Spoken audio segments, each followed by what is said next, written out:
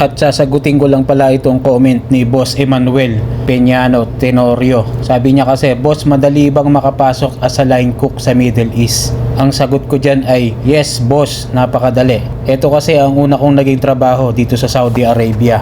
At kung mag-a-apply ka boss dito, ang pinaka-suggest ko sa iyo ay mag-apply ka sa www.workabroad.com.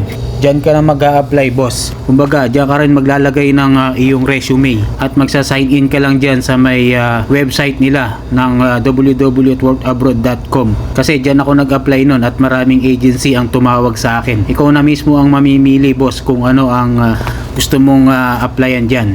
Meron naman kasi silang nakalagay dun sa may application nila kung anong agency ang mga hiring. At dun ka na rin mamimili. At syempre, sila na rin ang tatawag sa iyo kung anong gusto mong posisyon at kung anong posisyon ang in-applyan mo doon sa website nila.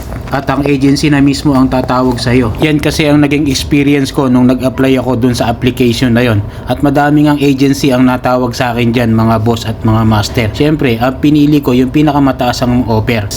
22+3 nung first abroad ko dito sa Middle East. Kaya ikaw na rin boss ang mamimili saan ang maganda ang offer. Yun ang masasuggest ko sa iyo boss. At sa mga nagtatanong sa akin kung saan ako nag-apply, dahil yan lang po ang pinag-applyan ko kahit nung second time na bumalik ako dito sa Middle East, dun pa rin po sa application ng www.workabroad.com. Sana ay nakatulong mga kabayan itong aking munting vlog. At lalagay ko rin ang link dun sa taas ng aking vlog na ito para makita nyo boss kung saan ako nag-apply. At mismong agency na ang tatawag sa inyo. At para i-repair kayo dun mismo sa may-ari ng restaurant na inyong papasukan. Kaya dapat maganda rin ang paggawa ng inyong resume dun sa ilalagay nyo sa application sa www.workabroad.com.